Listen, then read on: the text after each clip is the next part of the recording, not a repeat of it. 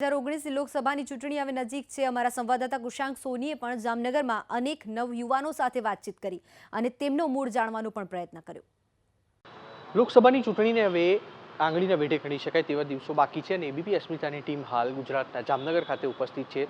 અહીંયાના કેટલાક લોકો આપણી સાથે ઉપસ્થિત છે, યુવાનો અને નોકરિયાત વર્ગ। તેમની સાથે વાતચીત કરવાનો પ્રયાસ કરીશું। 2014થી 2019ના વર્ષ દરમિયાન સરકારની કામગીરી તેમને કેવા પ્રકારની લાગી, સાથે સાથે કોંગ્રેસ અધ્યક્ષ રાહુલ ગાંધી અને પ્રિયંકા ગાંધીને લઈને તેઓ શું માની રહ્યા છે, ચોકીદારનું જે અત્યારે કેમ્પેન બંને પાર્ટીઓ ચલાવી રહી છે તેને લઈને તેઓ શું માની રહ્યા છે, તમામ મુદ્દાઓ પર ચર્ચા કરીશું।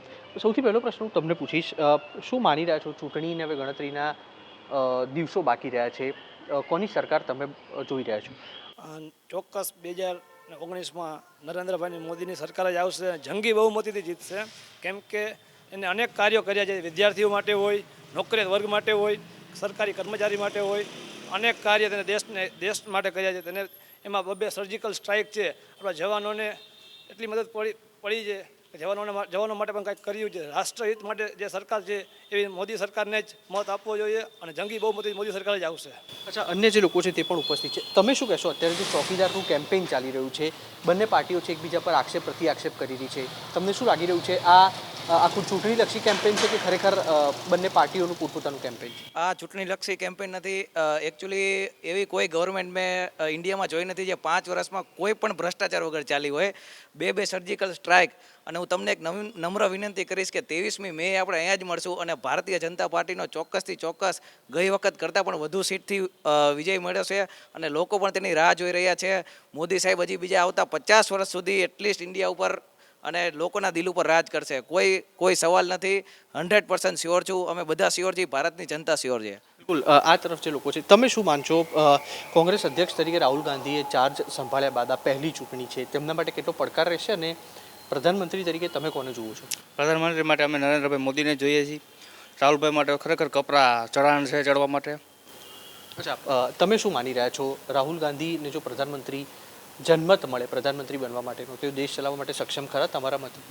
જી ના, જે વ્યક્તિ યોગ્ય સ્પીચ નથી આપી શકતા એ દેશ કેમ ચલાવી શકે? અને આની પહેલાં બી જ્યારે આપણે બધાને ખબર છે એનડીએ સરકાર છે, પહેલાં યુપીએ સરકાર હતી જ, અને 2 ટર્મ એ લોકોએ ત્યાં પોતાની બહુમતીથી, ત્યારબાદ એને ટેકાની સરકારથી 2 વાર એને ટર્મ છે પૂરી કરેલી। બટ આવા એક પણ ડિસિઝન જે નરેન્દ્રભાઈ મોદીએ લીધેલા છે એવા લઈ શકેલા નથી। આપણા જવાનો ત્યારે બી ઘણા બધા મરેલા હતા, અને ખાસ કરીને જે લોકો જનરલ કેટેગરીવાળા છે એ લોકો માટેનો જે ખાસ નિર્ણય છે એ સેન્ટ્રલ લેવલે લીધેલો છે નરેન્દ્રભાઈ મોદીએ, ઈબીસી જે 10% અનામત, અને એના માટેનું જે છે કે એક વર્ગ હતો કે જે એનાથી ના ખુશ હતો કે ભાઈ અમને કોઈ કેટેગરી વાઇઝ મળતું નથી, તો એ પણ આપી દીધું છે। એટલે હવે કોઈ એવી આપણા દેશમાં કોઈ એવી જ્ઞાતિ નથી કે જે કોઈ આર્થિક રીતે કે સામાજિક રીતે પછાત હોય। બિલકુલ, અનામતની વાત આવી છે અને અન્ય જે લોકો છે તેમની સાથે વાત કરીએ। જે મિત્રએ કહ્યું કે અનામત જે છે 10% સવર્ણોને આર્થિક અનામત આપવાની વાત કરી। હાર્દિક પટેલ હવે સત્તાવાર રીતે કોંગ્રેસમાં જોડાઈ ગયા છે, શું લાગી રહ્યું છે તમને? તેમનો એક આખો સ્ટન્ટ હતો કે પછી ખરેખર તેઓ સમાજ માટે લડી રહ્યા હતા? ના, મને જે રીતે લાગે છે એક સ્ટન્ટ છે, પબ્લિસિટી સ્ટન્ટ કહી શકાય। કેમ કે મોદી સરકારે જે પણ સહાય આપી છે, જેમ કે ખેડૂતોને આપી છે, સામાન્ય માણસોને આપી છે, ઇનફ છે અત્યાર પૂરતું।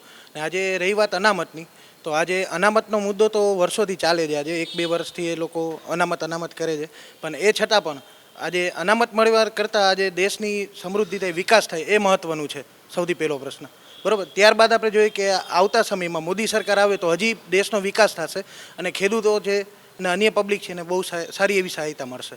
અચ્છા, અન્ય જે વ્યક્તિ આપણી સાથે ઉપસ્થિત છે હું તમને પૂછીશ, થોડા દિવસ પહેલાં રાહુલ ગાંધી, પ્રિયંકા ગાંધી ગુજરાતમાં આવ્યા હતા અને એક જનમેદનીનું પણ સંબોધન કર્યું હતું।